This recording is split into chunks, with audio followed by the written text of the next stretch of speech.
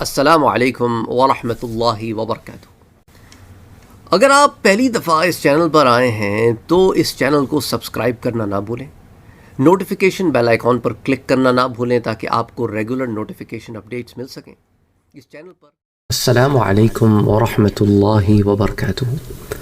آج بات کریں گے کہ قبر کیسے خطاب کرتی ہے، کس سے خطاب کرتی ہے اور کہتی کیا ہے۔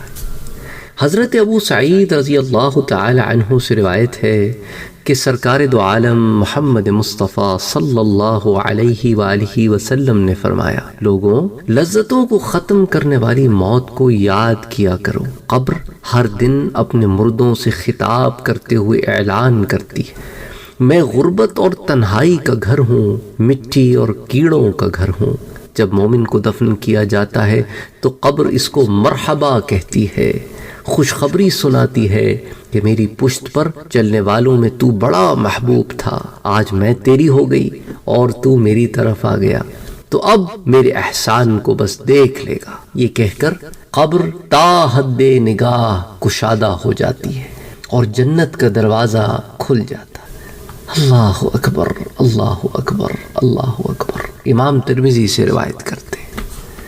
حضرت ابو ہریرہ رضی اللہ تعالی عنہ کا بیان ہے کہ حضور اکرم صلی اللہ علیہ وآلہ وسلم ایک جنازے میں شریک ہوئے۔ حضرت ابو ہریرہ کہتے ہیں کہ میں بھی ساتھ تھا۔ آپ ایک قبر کے پاس بیٹھ گئے اور فرمایا، یہ قبر ہر دن بآواز بلند کہتی ہے، اے آدم کی اولاد، تو کیوں مجھے بھول گیا؟ کیا تجھے یہ معلوم نہیں کہ میں تنہائی کا گھر، غربت کا گھر، وحشت کا گھر، کیڑے مکوڑوں والا گھر ہوں، اور میں بہت تنگ گھر ہوں، مگر اللہ جس کے لیے کشادگی کا حکم فرمائے گا اس کے لیے کشادہ ہو جاؤں گی۔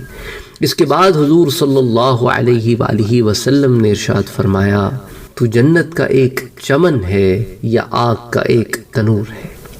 اسے امام طبرانی نے روایت کیا۔ یعنی اگر تو مومن ہے تو جنت تیرے لیے باغ ہے، اور اگر تو مومن نہیں ہے تو پھر آگ کا ایک گڑھا ہے۔ اسی طرح میرے پیارے نبی صلی اللہ علیہ وآلہ وسلم نے ارشاد فرمایا، مردہ جب قبر میں رکھا جاتا ہے تو قبر اس سے کہتی ہے کہ اے آدم کے بیٹے، تو ہلاک ہوا، تجھے کس چیز نے مجھ سے دھوکے میں رکھا؟ کیا تجھے معلوم نہیں تھا کہ میں فتنہ اور تاریکی اور کیڑے مکوڑوں کا گھر ہوں؟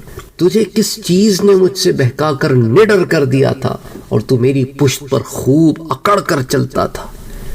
اگر وہ مردہ نیک ہوتا ہے تو اس کی طرف سے قبر کو جواب دینے والے جواب دیتے ہیں کہ اے قبر، تو ذرا دیکھ کہ اس کے عمل کیسے ہیں، یہ اچھائی اختیار کرتا تھا اور برائی سے دور رہتا تھا۔ یہ سن کر قبر کہتی ہے، بے شک یہ نیک تھا، اب میں اس کے لیے سرسبز ہوئی جاتی ہوں۔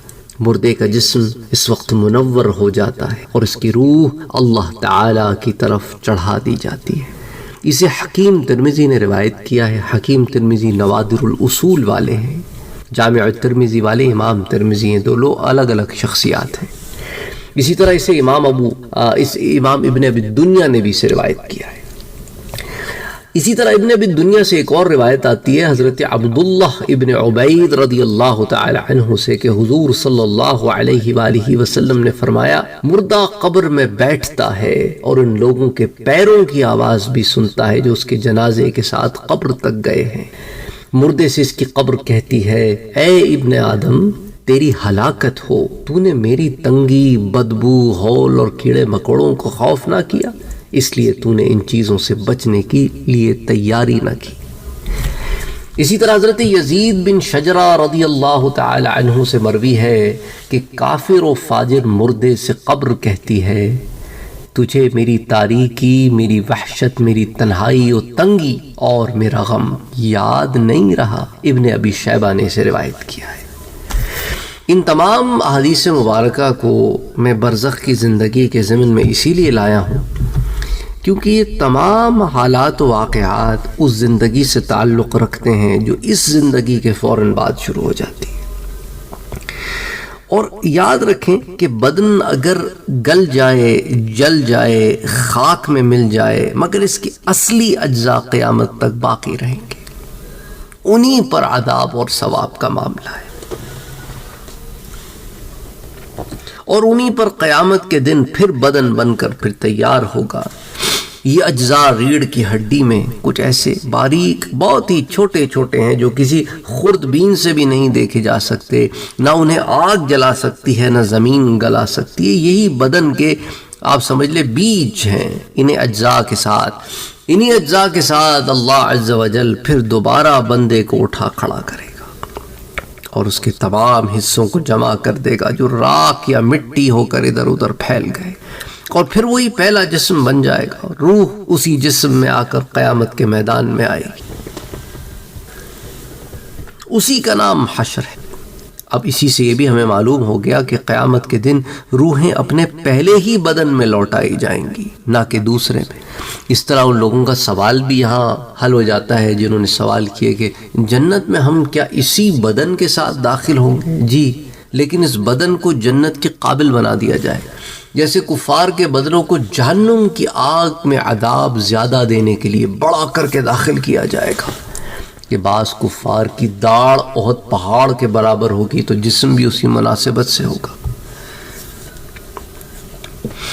اب چونکہ اصل اجزاء باقی رہتے ہیں اور زائد اجزاء ان میں تغیر اور تبدل ہونا، اسی لیے بہرحال جو اصل ہے وہ رہتا ہے اور اسی کے اوپر پھر تمام چیزیں پروان چڑھتی ہیں۔ تو اس لیے وہ لوگ جو سوال کرتے ہیں کہ قبر سے مراد کیا وہی قبر ہے جو مسلمانوں کے ہاں رائج ہے یا عیسائیوں اور یہودیوں کے ہاں رائج ہے؟ کیونکہ ہندو تو جلا دیتے ہیں، اور کبھی ایسے بھی ہوتا ہے کسی کو کوئی جنگل کے جانور نوچ کے کھا جاتے ہیں، کسی کو پانی کھا جاتا ہے، اس میں مچھلیاں کھا جاتی ہیں، کوئی پھٹ کے ریزہ ہو جاتا ہے۔ تو اب ان لوگوں کی تو قبر ہوگی نہیں، تو قبر کو آپ یہی نہیں سمجھیں جو زمین میں رکھی ہوئی ہے۔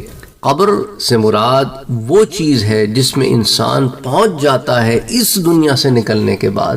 اس کی نوعیت جداگانہ ہو سکتی ہے، پر وہ معاملے عالم برزخ کے ہیں، وہ اس طرح کے معاملے ہی نہیں ہیں جس طرح کے معاملوں سے آپ یہاں واقف ہیں۔ تو مردہ اگر قبر میں دفن نہ کیا جائے تو جہاں پڑا رہ گیا یا پھینک دیا گیا، غرض کہیں ہو کسی حال میں ہو، وہیں اس کے سوال شروع ہو جاتے ہیں، وہیں اسے سزا و جزا کا معاملہ شروع ہو جاتا ہے۔ عذاب کا مستحق ہے تو عذاب پہنچنا شروع ہو جاتا ہے، یہاں تک کہ جسے شیر کھا گیا اس سے شیر کے پیٹ میں سوال ہوگا، اور عذاب ثواب بھی وہیں ہوگا جہاں وہ ہوگا۔ تو اس لیے ہم اس ظاہری مادی دنیا کو جب دیکھتے ہیں تو سمجھتے ہیں شاید سارے عالم ایسے ہی ہیں۔ نہیں، یہ تو ایک دھوکہ ہے، متاع الغرور ہے۔ اس کی وجہ کیا ہے کہ ہمیں جو ظاہر نظر آ رہا ہے ہم نے سمجھ لیا شاید یہی سب کچھ ہے۔ جب قبر سوال کرتی ہے سے مراد کیا ہے کہ وہ جہاں جس حال میں ہوگا وہاں اس کی قبر ہو گئی، اور وہ قبر اس کو سوال کرے گی، اس کو آواز لگائے گی، اور وہ آواز قبرستان میں بیٹھے ہوئے لوگ نہیں سن پائیں گے، لیکن قبر کلام کر رہی ہے۔ اور اگر نیک مردہ ہوگا تو اس کی طرف سے جواب دیا جائے گا، تو جواب دینے والے بھی قبرستان میں ہی ہیں، لیکن آپ کو اور مجھے سنائی نہیں دیتی۔ تو معلوم کیا ہوا کہ وَمَا أُوتِيتُم مِّنَ الْعِلْمِ إِلَّا قَلِيلًا، اللہ کہتا ہے کہ ہم نے تمہیں بہت تھوڑا سا علم دیا ہے۔ یہ علم وہی نہیں ہے جو صرف کتابوں میں بند ہے، یہ سننا بھی تو علم ہے، دیکھنا بھی تو علم ہے، بولنا بھی تو علم ہے۔ اللہ تعالیٰ نے محدود علم عطا فرمایا ہے۔ ہماری سنوائی ہے سرٹن حد تک، دیکھ سکتے ہیں سرٹن حد تک، بول سکتے ہیں، آواز نکال سکتے ہیں، اس کی بھی ایک فریکوینسی ہے، اس کی بھی ایک پچ ہے، اس کی بھی ایک بیس ہے، اس سے آگے پیچھے نہیں جا سکتے۔ تو اس لیے بہرحال ہر معاملے میں ہم پر یہاں پر ایک طریقے سے، کیونکہ دنیا محدود ہے تو وسائل بھی ہمارے محدود ہیں، لیکن عالم برزخ وہ الگ دور ہے۔ آراف والوں کے بارے میں نے آپ کو بتایا تھا، یاد ہے؟ اس کی تفسیر چل رہی ہے کہ وہ کیسے کلام کریں گے کروڑوں اربوں خربوں میل دور، لائٹ ایئرز دور دوزخیوں سے، اور وہ ان کی سنیں گے، ان کو سن سکیں گے، دوزخی ان کو سن سکیں گے۔ تو بہرحال یہ معاملے جداگانہ ہیں، ہر چیز کو یہیں پر نہ محمول کر دیا کریں جہاں ہم رہتے ہیں۔ اللہ تعالیٰ بہتری کرے۔ السلام علیکم ورحمۃ اللہ وبرکاتہ۔